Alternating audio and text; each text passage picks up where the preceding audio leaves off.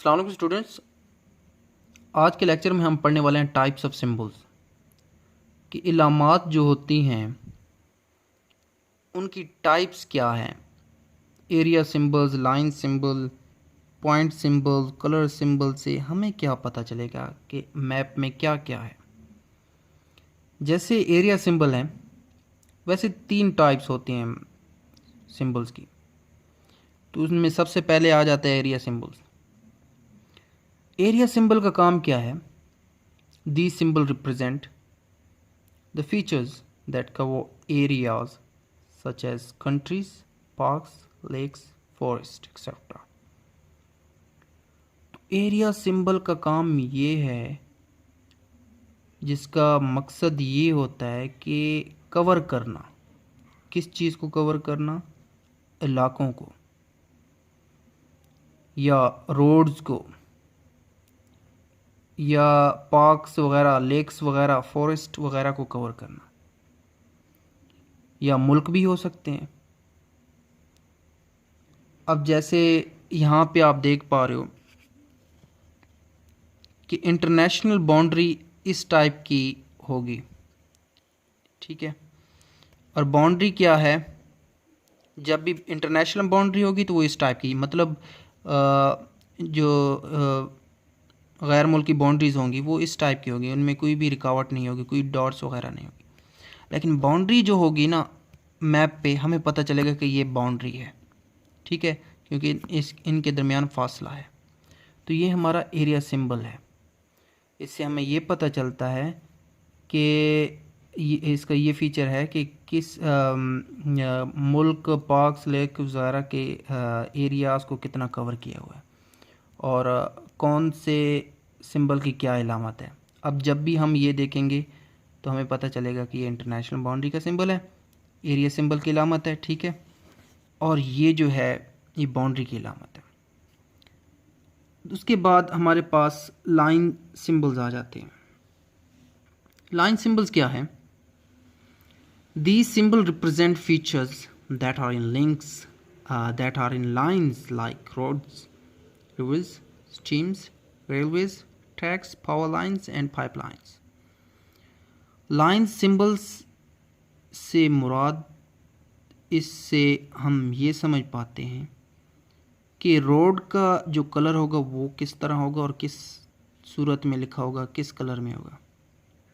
Reverse, stems, railway tracks, ये सारी चीज़ें।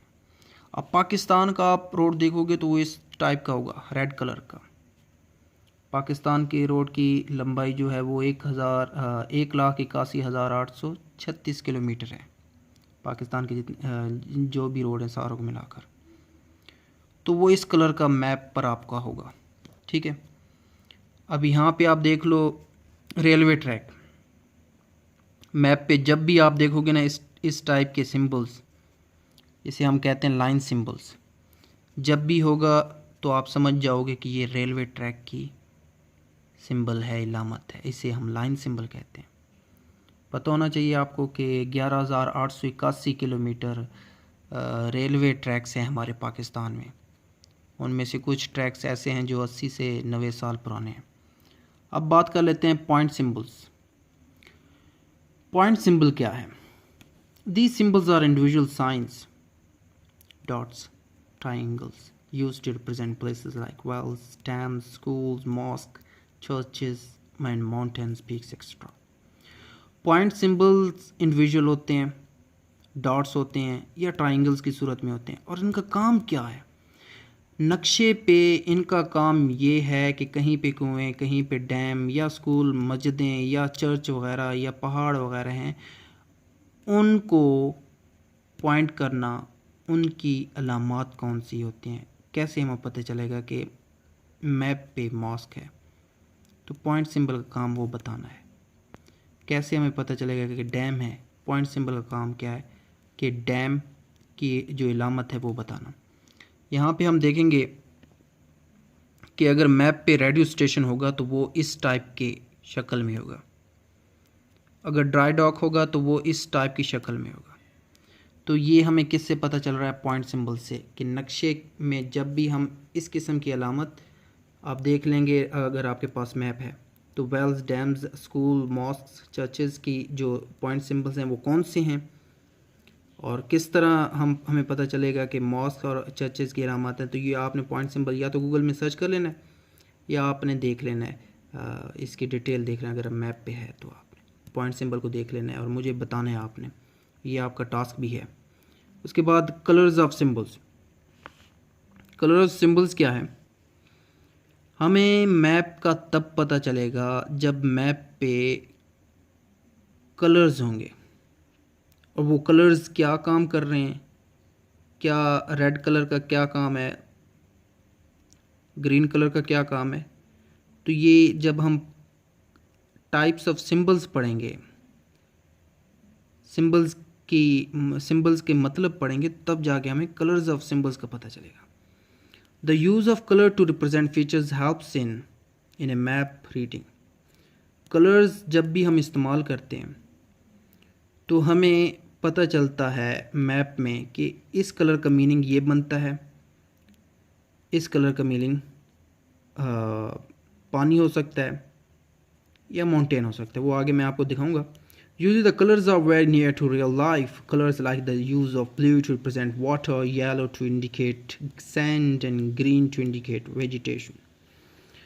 तो यहाँ पे आप एग्जाम्पल में भी देख लें कि ये जो माउंटेन्स हैं ये इस कलर में हैं, वाटर का कलर ये होगा और सिटी का कलर ये है, फॉरेस्ट का कलर ये है। तो ये हमने पढ़ा कि इस टाइप्स ऑफ एज सिंबल्स में कौन कौन से सिंबल्स होते हैं। तो ये था आज का लेक्चर। इसमें जो भी जितनी भी अहम चीज़ें आई हैं और पिछले जितने लेक्चर्स में मैंने बात की है जिस चीज़ पे, आपने उन सब को माइंड में रख के चलना है।